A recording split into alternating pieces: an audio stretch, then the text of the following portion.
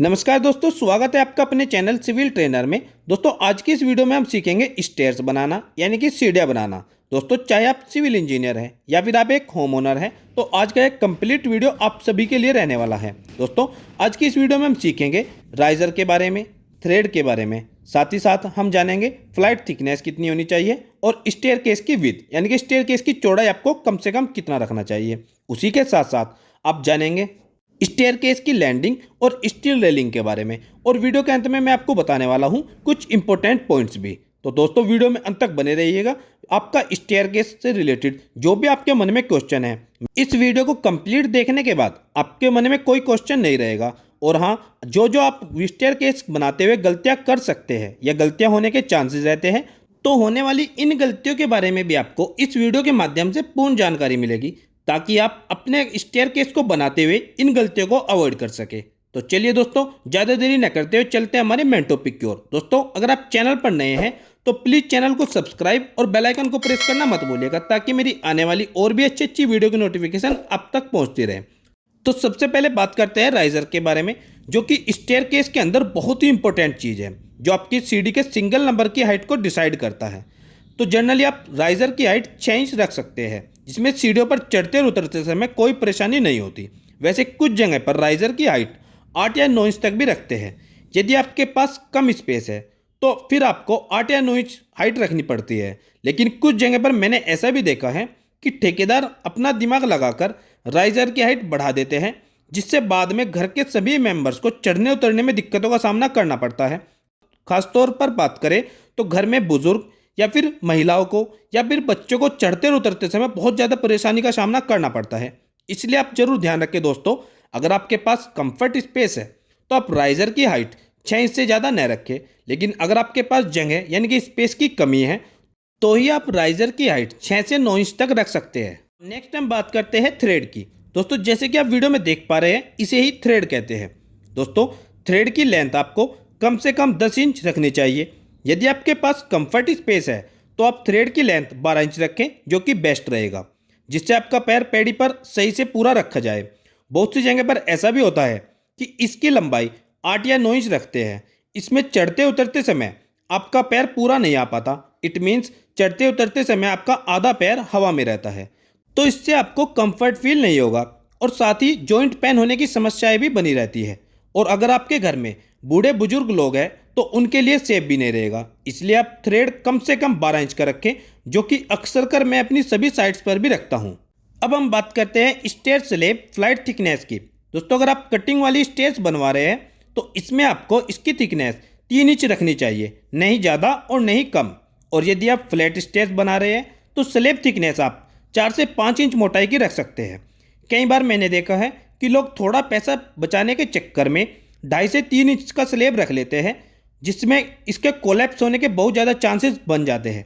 इसलिए मजबूती के लिहाज से देखा जाए तो फ्लाइट की थिकनेस आपकी 4 से 5 इंच के बीच में रहनी चाहिए, ना ही इससे ज़्यादा हो। इस बात का भी आप जरूर ध्यान रखें, क्योंकि अगर आप 5 इंच से ज़्यादा रखेंगे तो यह अननेसेसरी वेट बढ़ाएगा स्टेयरकेस के ऊपर, जो कि मजबूती के लिहाज से देखा जाए तो ठीक नहीं है। इसलिए आप जरूर ध्यान रखें, अगर आप कटिंग वाली स्टेयर्स बनवा रहे हैं तो उसकी थिकनेस यानी कि मोटाई 3 इंच से ज़्यादा ना हो। और अगर आप फ्लैट स्टेयर्स बनवा रहे हैं तो उसकी थिकनेस 4 से 5 इंच के बीच में हो। अब अगला है स्टेयरकेस की विड्थ यानी कि स्टेयरकेस की चौड़ाई।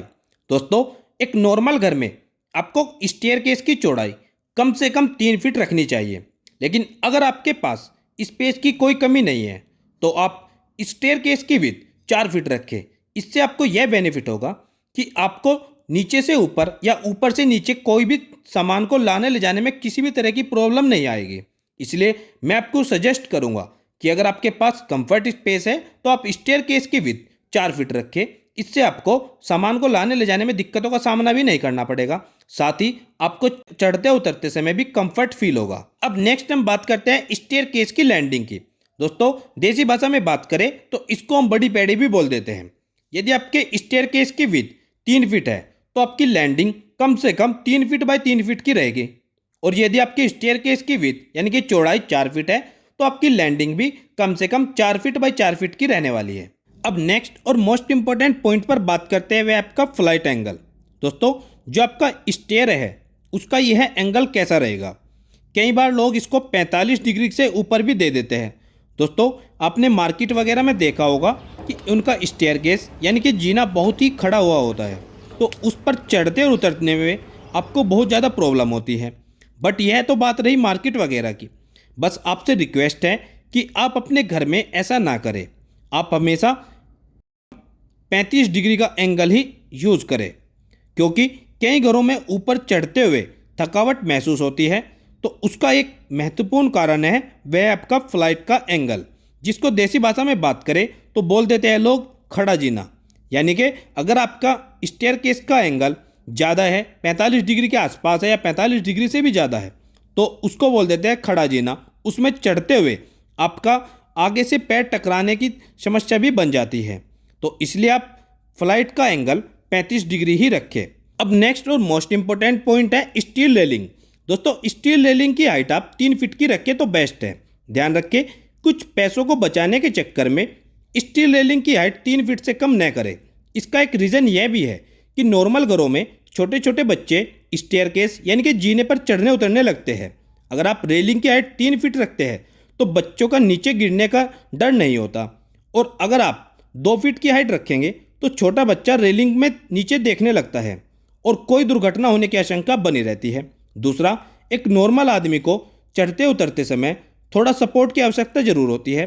तो 3 फीट की हाइट की रेलिंग को एक नॉर्मल किसी भी हाइट का व्यक्ति उसे पकड़कर चढ़ सकता है और उतर सकता है, यानी कि रेलिंग का यूज़ कर सकता है। अब नेक्स्ट हम बात करते हैं हेडरूम की। मतलब जो आपकी ममटी रहेगी वह करीबन आप 8 फीट की रखें। अगर आप 8 फीट से ज़्यादा रख सकते हैं तो कोई प्रॉब्लम नहीं है, पर 8 फीट से कम तो बिल्कुल ना हो। पर मैं आपको सजेस्ट करूंगा कि आप ममटी की हाइट 9 फीट या 10 फीट या 11 फीट तक भी रख सकते हैं, जो कि बेस्ट रहे। अब बात करते हैं कुछ इंपॉर्टेंट टिप्स की। Number 1, steel. दोस्तों स्टेयरकेस में यूज किए जाने वाला सरिया आपका FE 500 या फिर FE 500 SD ग्रेड से कम नहीं होना चाहिए। दूसरा, स्टेयरकेस में आपको शटरिंग प्रॉपर अच्छे ढंग से करानी चाहिए। शटरिंग कराते समय आप अपने एंगल वगैरह का प्रॉपर अच्छी तरह से ध्यान रखें। Number 3, concrete mix. आपको ध्यान रखना है कि आपके कंक्रीट का रेशो M20 यानी कि 1.5-3 से कम बिल्कुल ना हो, जिसमें आपका 1 पार्ट सीमेंट का रहेगा, 1.5 पार्ट सैंड और 3 पार्ट एग्रीगेट का रहेगा। और इसमें आपको अच्छी तरह से मिक्सचर करके यानी कि उसका अच्छी तरह से मिक्सन करके मशीन वगैरह में तभी आपको स्टेयरकेस की कास्टिंग करनी चाहिए। और नंबर 4, आपको स्टेयरकेस कास्टिंग करने के 24 घंटे बाद उसकी अच्छी तरह से क्यूरिंग यानी कि तराई करनी है। इस बात का आपको ध्यान रखना है कि क्यूरिंग यानी कि तराई आपको कम से कम 10 से 15 दिनों तक करते रहना है, वह भी दिन में 3 से 4 बार। और नंबर 5, स्टेयरकेस डिशटरिंग। दोस्तों स्टेयरकेस की डिशटरिंग आपको कम से कम 20 से 21 दिन में करनी चाहिए। तो दोस्तों यह तो थी स्टेयरकेस से रिलेटेड कुछ महत्वपूर्ण बातें। फिर भी अगर आपके मन में कोई सवाल है तो आप कमेंट कीजिए, मैं आपकी कमेंट का रिप्लाई करने की कोशिश जरूर करूंगा। आई होप दोस्तों आपको वीडियो अच्छी लगी होगी। अगर आपको वीडियो अच्छी लगी तो प्लीज़ वीडियो को लाइक, चैनल को सब्सक्राइब और मेरी आने वाली और भी अच्छी वीडियो की नोटिफिकेशन के लिए बेल आइकन को प्रेस करना मत भूलिएगा। दोस्तों वीडियो आपको कैसी लगी कमेंट सेक्शन में भी जरूर बताइएगा। आपके एक कमेंट से हमको बहुत ज़्यादा मोटिवेशन मिलता है। चलिए दोस्तों मिलते हैं एक और नई वीडियो में, एक और नई वीडियो लेक्चर के साथ। तब तक दोस्तों आप सबको मेरा नमस्कार और वीडियो में अंत तक बने रहने के लिए आपका बहुत बहुत धन्यवाद।